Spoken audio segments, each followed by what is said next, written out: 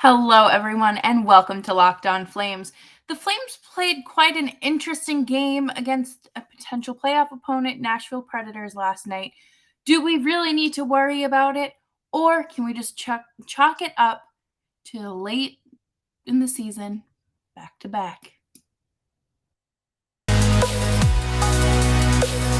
You're Locked On Flames, your daily podcast on the Calgary Flames. Part of the Locked On Podcast Network, your team every day.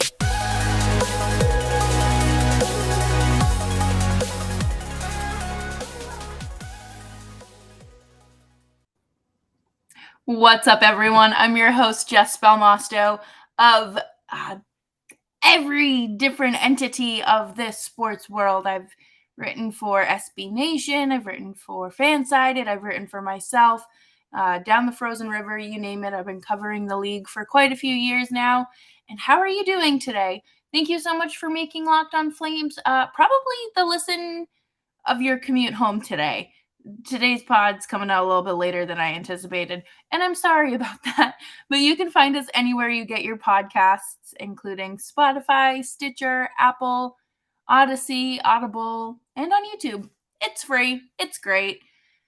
Last night's game ended up being obviously a shootout loss against the Preds, and I was a little confused.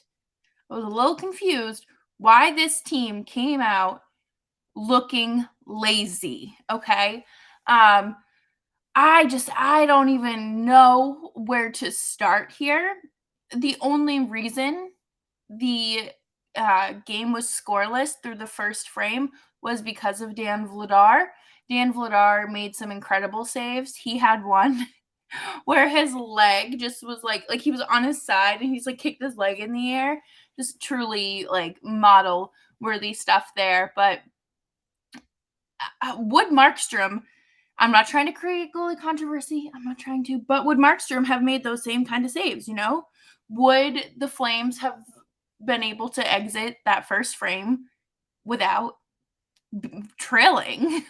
I think that's a valid question, especially considering Markstrom's been allowing, soft goals and a few goals on a limited number of shots.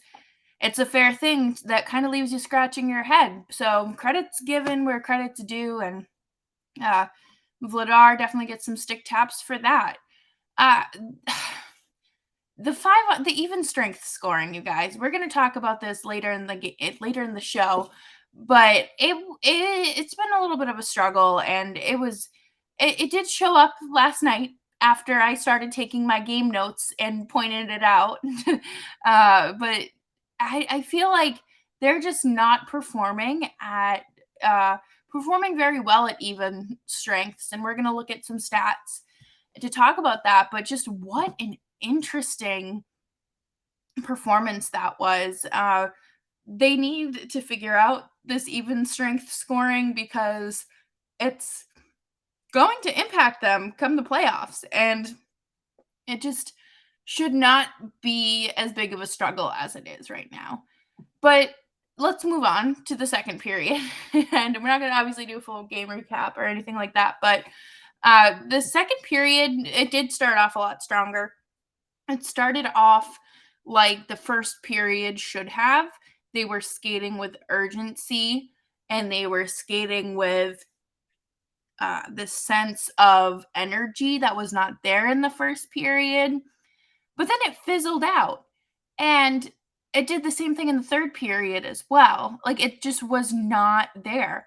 And of course, you have to say, like, are they just not into it tonight? Like, what's going on? It's the second half of a back to back, and you're traveling and jet lag. Like, I understand that those can be seen as excuses and whatnot, but also, like, traveling like kicks my butt. I'm not gonna lie. As much as I love it, I need a good day to recover, even if it is just a short flight to Chicago or to Nashville. Like, I've done it, and it's tiring, but I don't want to have this sort of pressure on players to you know that only one of them can contribute. Mangiapane scored the only 2 goals last night for the Flames, right?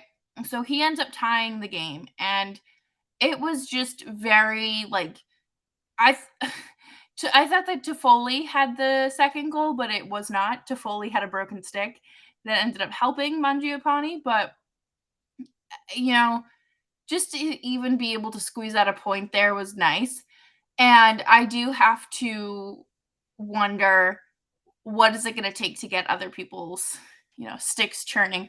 And I feel so horrible saying that because they did just score 9 goals against Arizona, but now you're playing your competitors and you're playing true competition that you're probably going to see in the playoffs. So, you can't just sit back and relax.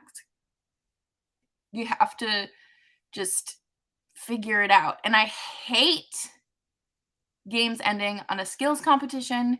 I hate shootouts, and I'm so glad that they don't do shootouts in the playoffs because I think it is an absolute BS way to determine a winner of a game, but especially a playoff game. So, the Flames were able to escape with a point. That's good. Tkachuk not getting 100 points was not last night was not his fault. It was not some sort of deep-seated message like, oh, they were able to help out Johnny so much to get him his 100th point because his parents are there and blah blah blah, but they couldn't do it for Tkachuk. First of all, Tkachuk did get a point last night and passed his father. And his father and mother were in the stands last night, so don't make it something difficult. Tkachuk needed 2 points last night. He was able to get 1. So, maybe the next game he gets the next. I don't see people needing to make it that deep because it's not. But coming up next, we are going to talk about the even strength struggles and struggles at even strength. And then we're going to talk more about some milestones for the one and only John Michael Gaudreau. But before we do that, I do want to talk to you all about HelloFresh. HelloFresh is America's #1 meal kit, and I completely understand why. I love getting my pre-portioned meals, my pre-portioned ingredients, and the ability to customize my meals as well. HelloFresh's chefs really know how to diversify the menu with seasonal recipes, and it's just fantastic. I love being able to just pick and really find new favorites. And it's one thing that has made my life easier is not having to go to the grocery store all the time. And I'm actually saving money by not doing that. And you can go on over to hellofresh.com/lockedon16 and use code lockedon16 for up to 16 free meals and 3 free gifts. That is hellofresh.com/lockedon and use code lockedon16 for 16 free meals and 3 free gifts. Locked On Flames continues. Thank you so much for tuning in, and make sure that you are subscribed and following the show wherever you get your podcasts. Okay, so this stat is one that I was trying to calculate during the game. So forgive me. I do have a fact checker who was able to help me out with this. So, they can take some of the blame, but I'm almost positive that whatever, it doesn't matter. Oh, my neighbor's car alarm's going off again. I apologize if you can hear that. But they have 18 even strength goals in their last 5 games, right? That sounds fantastic. Like, you're like, oh, what? That's phenomenal, right? Like, what are you complaining about? 9 of those came in the Arizona game. All of the goals that they scored against Arizona were even strength, right? So let's take away Arizona the way that Quebec City is going to take away the Coyotes, right? Okay. So you have 9 even strength goals at that. Yeah, 9. Sorry, I thought my subtraction was wrong. But if you take away the game against Arizona, you have 9 even strength goals in your last 5 games. That's not even 2 goals a game. It's a little over 1, right? And it's not abnormal. Every team goes through the ruts, they go through the motions, the droughts, and whatever. But this is clearly an issue for the Flames because they could not score an even strength goal last night. Um, I mean, Mangiapane did, obviously, but they couldn't do it in that first period. There were some shots where I fully expected them to score, and they just couldn't. Uh, I think there were a few shots, even by Lindholm, that I was like, what are we doing here? You know? And the Flames just need to start working on these drills and working toward finding their even strength scoring towards the end of the season. Come playoffs, your teams are going to be more disciplined. They're not going to be out there taking as many penalties as they do in the regular season because they know that you're going up against some of the best and some of the best penalty kills, in the league. And the one thing that comes to mind here is like the opposite. It's the Flames going on the PK and allowing their opponent to have the man advantage. And especially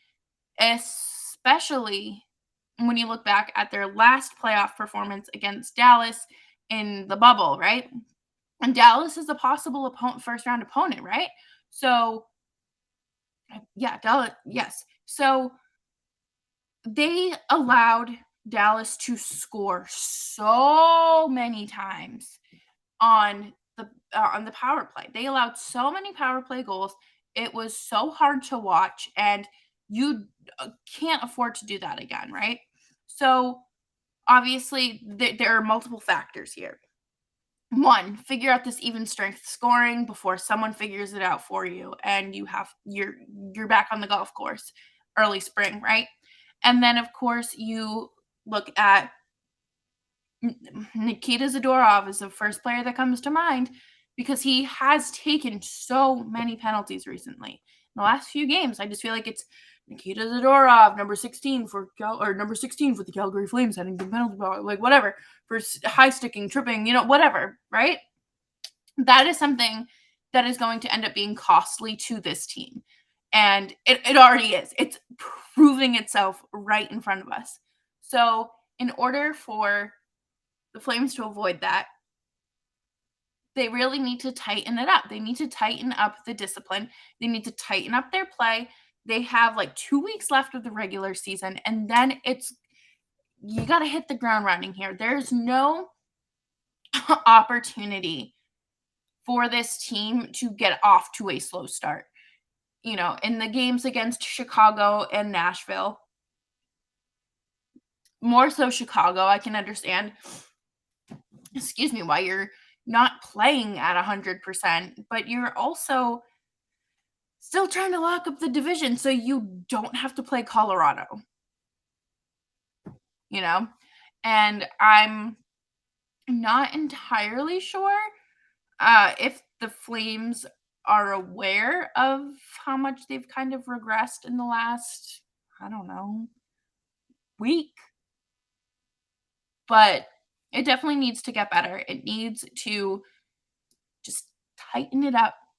And I'm sure Sutter has them working on these drills and whatnot during practice. Like, there's no way they are just, he's letting the team get away with this. Like, there's just no way. That's not Daryl Sutter, right? Sutter is one for accountability. He is one to hold these players to a standard that's going to win them a Stanley Cup. And, I hope we can come back in 2 months and say, hey, we were right. And I don't know. I'm just very interested to see how the next week and a half or so play out in terms of even strength goals. So we'll definitely be keeping track of that, and we'll come back and revisit it because we're still going to be talking about the Flames. We're still going to be talking about them. We got plenty more to talk about, right? But coming up next, we are going to wrap up the show with some milestones from Johnny. But without further ado, I need to talk to you all about Built Bar. Built Bar is a delicious tasting protein bar that belongs on all of your summer picnics. It is a treat that doesn't not taste like it should be healthy. It is a protein bar covered in 100% chocolate or a marshmallow or protein infused marshmallow covered in 100% chocolate as well. And they're just delicious and they don't taste like they're supposed to be good for you, but they are in fact good for you. You can check out the macros on built.com. But right now, I can tell you right now that they're high in protein, low calories, high fiber, low carbs. Most of the bars are 130 calories, under 5 grams of sugar, under 5 net carbs, and about 17 grams of protein. And you need, I believe it's 18 grams of protein in a meal. Recommended, right? Candy bars are kind of the exact opposite of that. And, Built Bars have the same taste as a candy bar, right? So head on over to built.com today. Use promo code LOCKED15 and get 15% off of your next order at built.com. Promo code LOCKED15. Thank you all so much for tuning in to today's episode of Locked On Flames. I'm trying, if you're watching on YouTube, I am trying something new, right? I am going to share my screen and hope that this works, because I don't know if it is, and I've never done this before, so we're gonna try, right? Oh, never mind. I am not going to be able to share my screen because it wants me to oh, maybe I will be able to actually. Haha, I can. Okay, so I was able to get around it, but without having to restart Chrome. But I wanted to go over this article written by Pat Steinberg of it's on Flames Nation. And he's kind of just talking about all of Johnny's milestones and how he's just like collecting them like Infinity Stones, right? But let's look here. I mainly pulled this up so you could look at the charts, right? And you can see the names that he is associated with and like the greatness that is on these lists. And last week, Johnny was the first player since Theo Fleury in 93-94 to record 100 points in a single season. Incredible, right?